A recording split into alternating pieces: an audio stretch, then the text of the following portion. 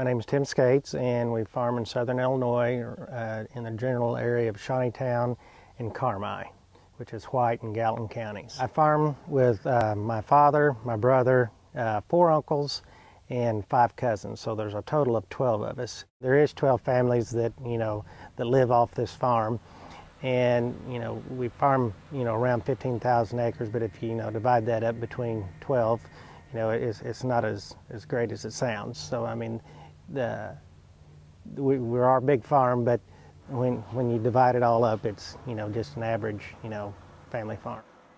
GPS has been great for that. You can look down the rows and see how straight they are, and it's just the fatigue with riding in the tractors every day.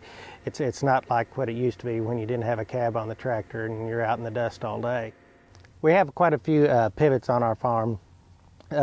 The good thing about this area is that the water level is only about, the wells are somewhere in the neighborhood of 80 feet. So the pumps are set usually about 50 feet deep. So it's we have a pretty ready supply around this area.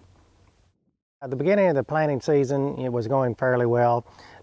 We were able to start fairly soon, and until about 3 weeks ago, we got quite a bit of rain in this area, and we've had to do a lot of replanting, probably about 1,500 acres. We've had to replant because of the rain, and then as a consequence of the rain, we also had the Wabash River was up, and so it flooded some of our crops that we already had planted.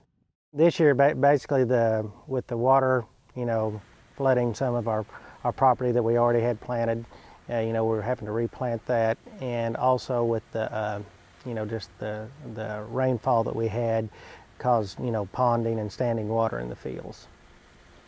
If we see a record crop this year, chances are probably pretty good that the price is also going to go down, just because there is so much more with soybeans. I think there's always going to be a demand for soybeans, that we might not always have the prices that we have right now, but with the food shortages around the world, soybean is always a good fit in with trying to feed some nations that aren't as fortunate as we are. Just anything that's happening in the field, I try to get a little picture of it. Like if he goes out to spray it for weeds or something like that, I'll try to get a picture of it.